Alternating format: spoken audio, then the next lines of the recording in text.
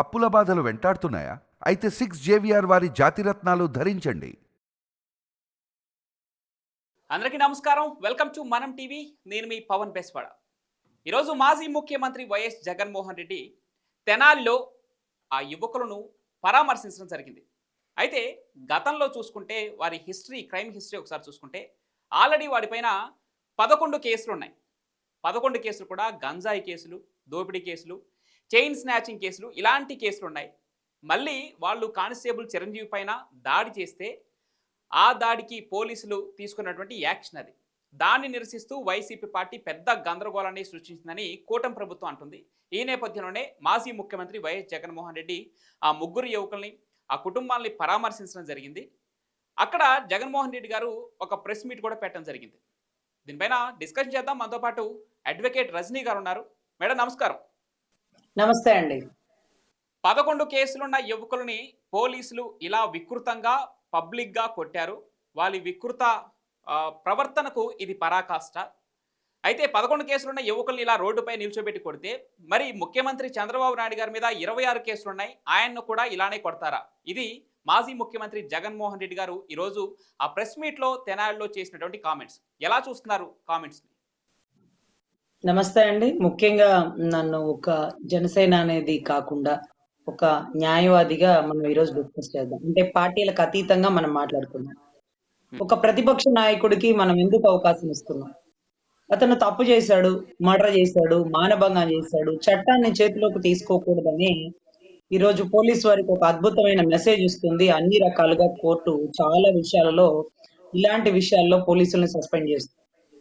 మీరేమి హీరోలు కాదు, మీరేమి న్యాయ నిర్ణేతలు కాదు, మీరు ఎన్కౌంటర్లు చేసేయడం ఏంటి, మీరు నడి రోడ్డు మీద కొట్టడం ఏంటి, ఇది కరెక్ట్ కాదు సార్. దీన్ని తప్పుని తప్పు అనాలి, ఒప్పుని ఒప్పు అనాలి. యథార్థవాది లోక విరోధి అన్నట్టుగా ఈ రోజు ఒక ముద్దాయి అనేవాడి కాళ్ల మీద పోలీసు వాడు కాళ్ళు పెట్టి నడి రోడ్డు ముందు రోడ్డు మీద లాఠీతో వాడు వద్దు మొర్రో అన్న కొట్టడం, ఆ వీడియోని హల్చల్ చేయడం, ఇదంతా ఒక పబ్లిక్ కాదు సార్, లా అండ్ ఆర్డర్ కి ఒక మెసేజ్ ఇస్తున్నట్టు. అది కరెక్ట్ కాదు. మానవ హక్కుల కమిషన్, హ్యూమన్ రైట్స్ వాళ్ళు, నేషనల్ హ్యూమన్ రైట్స్ వాళ్ళు, వీళ్ళందరూ ఎవరు ఊరుకోరు సార్. అతను తప్పు చేసినాడు, అతని మీద రౌడీ షీటర్ ఎప్పుడు నమోదు చేసినారు, మీరు అరెస్ట్ చేశాక నమోదు చేసినారు అంటూ ఈ రోజు వాళ్ళ తల్లిదండ్రులు చేస్తున్న వీడియోస్ మాకు పంపిస్తూ ఉన్నారు. సో వాళ్ళు తప్పో ఒప్పో గంజాయి సేవించి చేసినారు, వాళ్ళని స్టేషన్ లో పెట్టండి. మీకు అలవాటైన విద్య వెంటనే కోర్టుకి సబ్మిట్ చేయకుండా 2-3 రోజులు మీ దగ్గర కుమ్మే కోర్టుకు పెడతారు. అలా కుమ్మడం కూడా కరెక్ట్ ఏమో. ఎందుకంటే వాళ్ళు చేసిన తప్పుని మళ్ళీ రెండోసారి చేయకుండా భయభ్రాంతులకు గురయ్యే పరిస్థితి ఉంటది. దండన అనేది తప్పు అయితే ఇంకా కొన్ని సమాధానాలు ఉండవండి. So what ever it may be, రావడానికి అవకాశం ఇచ్చినది ఈ రోజు తెనాలి వారి పోలీసు వారి పని. జగన్ తెనాలిలో అడుగు పెట్టే అవకాశం ఇచ్చారు. మీ పని మీరు చేస్తుంటే, మీ పని మీరు మూడో కంటికి తెలపనీకన్నా ఉంటే జగన్ గారు ఎందుకు వచ్చి ఉండేవారు? ఈ రోజు ప్రతిపక్ష నాయకుడు మాట్లాడుతున్నాడు, ప్రతిపక్ష నాయకుడు ప్రశ్నిస్తున్నాడు, విమర్శిస్తున్నాడు అంటే మన ప్రభుత్వం, మన కూటమిలోని కొన్ని తప్పులు రెక్టిఫై చేసుకుంటా ఉన్నారు. అతను మీకు తెలుసో లేదో, అంటే పోలీస్ స్టేషన్ లో కెమెరాలు ఉన్నప్పటికీ లైట్లు ఆపేసి మరీ కొడతారు. అంటే కెమెరా ముందు కొడితే వాళ్ళు రిస్క్ పడతారు, వాళ్ళకి ఇబ్బంది ఉందని తెలిసి సడన్ గా స్టేషన్ లో కరెంట్ పోయిందని చెప్పి నేరగాళ్ళని కుమ్మిన చరిత్ర నా కళ్ళతో నేను చూసిన దృశ్యాలు ఉన్నాయి. ఎందుకంటే మరి లైట్ ముందు ఎందుకు కొట్టారంటే వాళ్ళకి ఒక భయం ఉంది. అరే, ఎన్కౌంటర్ ని సపోర్ట్ చేసిన గౌరవ జగన్ రెడ్డి గారు అసెంబ్లీ సాక్షిగా, తప్పట్లు కొట్టిన తెలంగాణ ప్రజలు సజ్జనార్ని హీరో చేసిన సాక్షిగా, సజ్జనార్ గారు కోర్టు బోనెక్కుతున్న టైంలోనో, 9 మంది పోలీసుల మీద శిక్ష పడుతున్న టైంలోనో ఆ అమ్మాయిని అన్యాయంగా రేప్ చేసిన పక్కన పెట్టి 4 అమాయకులని, దళితులని తెర మీదకు తీసి వాళ్ళని కస్టడీలో ఉంచి రేపు కోర్టుకు ప్రవేశపెట్టడానికి వాళ్ళని ఎన్కౌంటర్ చేసేస్తే కోర్టులో వాళ్ళు నోరు విప్పి మాకేం తెలియదు సార్, దీని వెనకాల పెద్ద సామి ఉన్నాడు సార్ అని ఒక పని చేసుకునే పోరగాళ్ళు చిన్న వాళ్ళని ఎన్కౌంటర్ చేసేసిన దృశ్యం తెలంగాణలో మీ అందరికీ తెలుసు. సో ప్రాణాలకు తెగించి అలాంటి కేసులు చేస్తున్నప్పుడు పబ్లిక్ ఒక మెసేజ్ ఇచ్చాం మేము. పోలీసోడు ఎప్పుడు రివాల్వర్ తో ఎప్పుడు అన్యాయంగా ఎవరిని బలి చేయకూడదు, చట్టాన్ని చేతిలోకి తీసుకోకూడదు. అలా తీసుకున్న వాడు ఎంతటి వాడు హీరో అయినా ఇవాళ ఆర్టీసీ డిపోలో బస్సుల్ని స్టాప్ గో అనే పరిస్థితిలో ఉంటాడు. ఉమ్, అని ఒక మెసేజ్ ఇస్తే మరి తెనాలి పోలీసు వారు ఏమన్నా వారికి అతీతుల వాళ్ళు ఏమన్నా నక్సలైట్ల మావోయిస్టుల టెర్రరిస్టుల గంజాయి సేవించిన వారు పట్టుకోండి. టీమ్ మొత్తం పట్టుకోండి. ఆ గంజాయి వారికి ఎవరిని సప్లై చేస్తున్నారో పట్టుకోండి. వారి నెత్తి లోపలేయండి. ఇది ఒక న్యాయవాదిగా అడుగుతున్న ప్రశ్న అండి. వాళ్ళు మంచి వాళ్ళని నేను సమర్థించను. వాళ్ళు మంచి వాళ్ళు కాదు. వాళ్ళు చాలా మంది నరికేస్తున్నారు. మరి అలాంటి వాళ్ళకి ఇలాగే చేయాలంటే ఇది భారతదేశ న్యాయస్థాన చట్టాలు. ఉమ్, దీంట్లో ఇక్కడ ఉరితీయడాలు నడి రోడ్డు మీద కాళ్ళు చేతులు నరకడాలు, నడి రోడ్డు మీద కుళ్ళబడవడాలు లేవు. ఇదంతా ఏమన్నా విక్రమార్కుడు సినిమాలో రవితేజ అనుకుంటున్నారా, లేకపోతే భీమ్లా నాయక్ సినిమాలో పవన్ కళ్యాణ్ అనుకుంటున్నారా, లేకపోతే కర్తవ్యం సినిమాలో విజయశాంతి గారు రేపు ఎంతమంది మారుతారు? ఇది చూసి అన్ని ఏరియాలో స్టేషన్ లో పోలీసులు ఎలాగే నడి రోడ్డు మీద కొట్టేస్తుంటే ఇక చట్టం ఏంటి, న్యాయం ఏంటి సార్? అరే స్టేషన్ లో ఒక దెబ్బ వేయడానికి కూడా గజ గజ గజ ఉనికే పోలీసులు నడి రోడ్డు మీద అలా అంత అమాంతంగా కొట్టేసి ఆ వీడియో బయటికి పెట్టి దాన్ని మీరు ఏం చెప్తారు? వాళ్ళు గంజాయి బ్యాచ్ కదా, వాళ్ళకి ఇదే కరెక్ట్ కదా అని. వాళ్ళకి అదే కరెక్ట్, కానీ నువ్వు చేయడం కరెక్ట్ కాదు. ఉమ్, ఇంకెవరైనా సాధారణ పబ్లిక్ వాళ్ళు కొట్టుకుంటే కరెక్ట్ ఏమో, వాడికి చట్టం తెలియదు కాబట్టి కొట్టుకో. కానీ అన్ని తెలిసిన వాడికి నడి రోడ్డు మీద కొట్టొచ్చా? అలా చేసిన పోలీసుని ఇమీడియట్ గా సస్పెండ్ చేయాలి కదా, లేకపోతే అలా పోలీసులకి చేయమని ఎవరైనా డైరెక్షన్ ఇచ్చినారా? ఉమ్, ఇది తప్పు సార్. ఇంకొకటి ఏంటంటే దీని వల్ల మనం చాలా మంది నన్ను అడుగుతున్న ప్రశ్న ఏంటంటే, సుగాలి ప్రీతి వాళ్ళ అమ్మగారు మార్నింగ్ కాల్ చేస్తున్నారండి. ఆవిడ ఒక కంటిన్యూస్ గా 10 రోజుల నుంచి కాల్ చేస్తూ మా మా అమ్మాయినండి మా అమ్మాయిని హాస్టల్లో ఉండగా ఉరి తీసేసానన్నారు. ఉరి తీసుకుంది అన్నారు, ఉరేసుకుంది అన్నారు. కానీ పోస్ట్ మార్టం రిపోర్ట్ చూసినా, లేకపోతే ఆ అమ్మాయికి కేస్ ఆఫ్ ఇన్వెస్టిగేషన్ స్టడీ చేసినా, నేనే పర్సనల్ గా స్టడీ చేస్తే ఆ అమ్మాయి ఉరి వేసుకోవడం కాదు, ఆ అమ్మాయిని ఎవరో ఉరేసి అక్కడ పెట్టారు. అది కూడా చీరతో, ఉమ్, అది కూడా 10 అడుగులు హైట్ ఉన్న దాని మీద నేలకి కాళ్ళు అనుకున్న పరిస్థితి. ఆ అమ్మాయిలోని ప్రతి బాడీ పార్ట్ అనుమానాస్పదం. ఆ అమ్మాయి పొద్దున్నే ఉప్మా అట్టు తినగా నేను చూసినాను అంటూ అక్కడ ఒక సర్వర్ చెప్పింది. కానీ ఆ అమ్మాయి బాడీ పోస్ట్ మార్టం లో ఫుడ్ ఐటమే లేదు. ఆ అమ్మాయి ఫాస్టింగ్ లో ఉంది. అంటే ఎప్పుడో చంపేసి ఎప్పుడో ఉరి తీసేసినారా, లేకపోతే రూమ్ లో పెట్టి తాళం వేసి ఎప్పుడో ఉరి తీసినారా, లేకపోతే ఏం జరిగింది అనేది ఇన్వెస్టిగేషన్ చేస్తే తెలుస్తుంది కదా సార్. అంటే దీంట్లో మనం అంటే ప్రజలు మనల్ని అడుగుతున్న ప్రశ్నలు ఏంటంటే, మా ఆడబిడ్డకి అన్యాయం చేసిన వాళ్ళని కూడా మీరు ఇలాగే రోడ్డు మీద తీసుకొచ్చి కొడతారా అండి? 7 సంవత్సరాల నుంచి 70 లక్షలు ఖర్చు పెట్టుకొని తిరుగుతా ఉన్నానండి. అప్పులోళ్ళు ఇంటి మీదకి వస్తున్నారండి. నేను అవిటిదాన్నండి.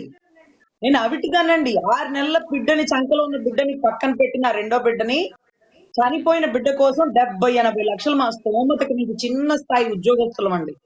మా స్తోమతకి మించి ఖర్చు పెట్టామండి. మా బిడ్డకి అన్యాయం చేసి, లేదు హాస్టల్లో రేప్ చేసినోడు కూడా ఇలాగే రోడ్ల మీద కుళ్ళబొడుస్తారా?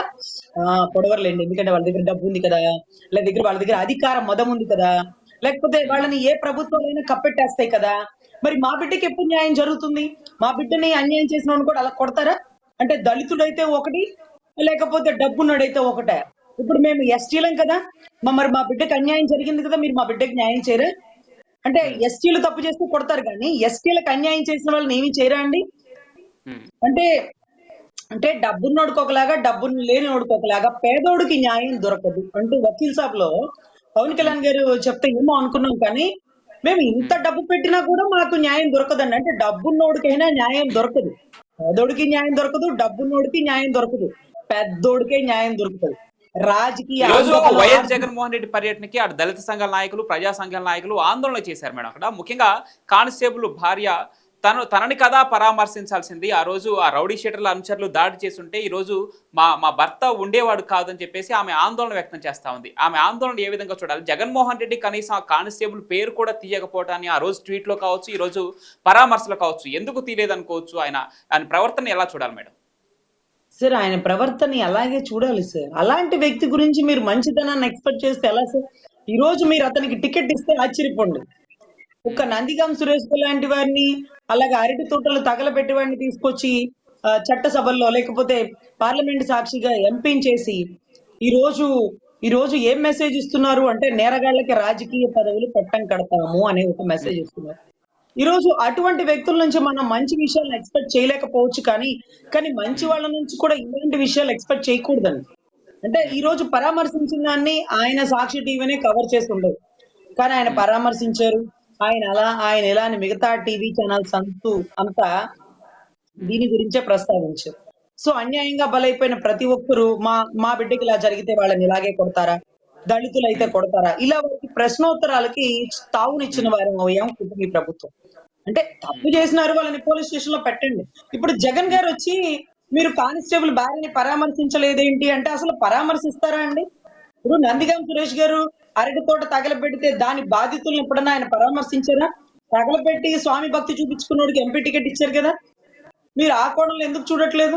ఇప్పుడు చిరంజీవి గారి భార్య దళితురాలు అయితే చిరంజీవి అనే ఒక కానిస్టేబుల్ యూనిఫామ్ వేసుకునేటప్పుడే చెప్తాడు ప్రాణాలకు తెగించి నేను పోరాడతాను.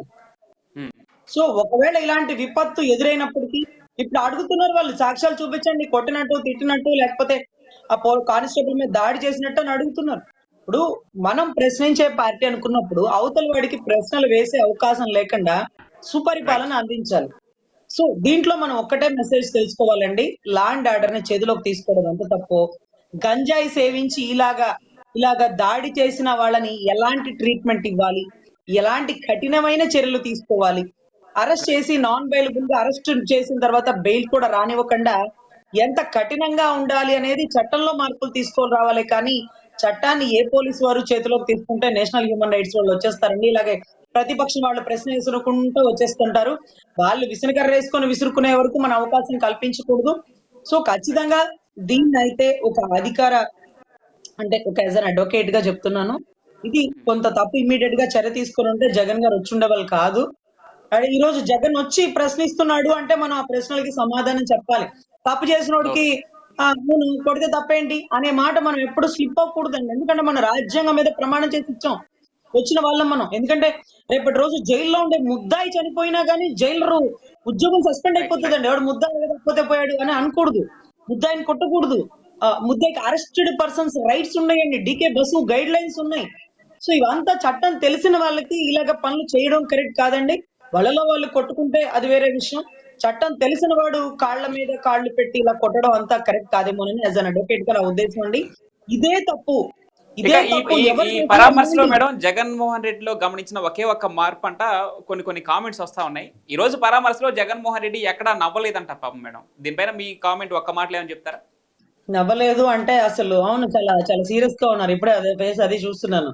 ఎందుకంటే ఆయనకి మంచి అవకాశం దొరికింది. ఇక్కడ ఆయనలో ఉండేటటువంటి లోపాన్ని ఆయన సరి చేసుకున్నాడేమో. అందరూ ఎగతాళి చేస్తున్నాం, పొద్దుగూకులు అవుతున్నాడు అని లోపాన్ని సరి చేసుకున్నాడు. చాలా స్ట్రాంగ్ వాయిస్ ఇస్తున్నాడు. ఇదిగో ఈ చెల్లికి ఇప్పుడు ఎవరు పెళ్లి చేసుకుంటారు అంటే ఒక నేరగాడి చెల్లెలు ఒక ముద్ర వేసేసినారు, నేరగాడిని పబ్లిక్ గా మీరు కొట్టేసినారు, అదిగో చూడు మీ అన్న కొట్టించుకున్నాడు, ఇలాంటి నన్ను నిన్నెవరు పెళ్లి చేసుకుంటారంటూ ఆడబిడ్డను చూపిస్తూ పోలీసు వాళ్ళు ఆడబిడ్డను చూపించలేదండి. కానీ ఈయన మాత్రం ఆ కుటుంబంలో సభ్యురాలను చూపించి పలానా వాడి చెల్లెలని ఈయన 10 సార్లు చూపిస్తూ ఎవరో పలానా వాడి చెల్లెలని పలానా వాడు తెలిస్తేనే తెలుస్తుంది. కానీ ఈ అమ్మాయి నేను పబ్లిక్ చేసేసినాడు, మైనర్ పిల్లని, అందులోనూ ఒక ముద్దాయి తాలూకా సంబంధించిన ఎవరైనా వాళ్ళని అలా పబ్లిక్ గా చూపించకూడదు. ఆయన ఈసారి చాలా సీరియస్ గా ఉన్నట్టున్నారు పాపం. ఎనీవే పబ్లిక్ లోకి వచ్చారు, ఆయన గట్టి ఫైట్ ఇస్తున్నారేమో. మనం కూడా అంతకు మించిన ఫైట్ ఇచ్చి ఆయనకి సమాధానం చెప్పాలి. సో తప్పును ఎప్పుడు సమర్థించకూడదు, తప్పు ఎవరు చేసినా తప్పేనండి. Right madam, thank you so much. నమస్తే అండి.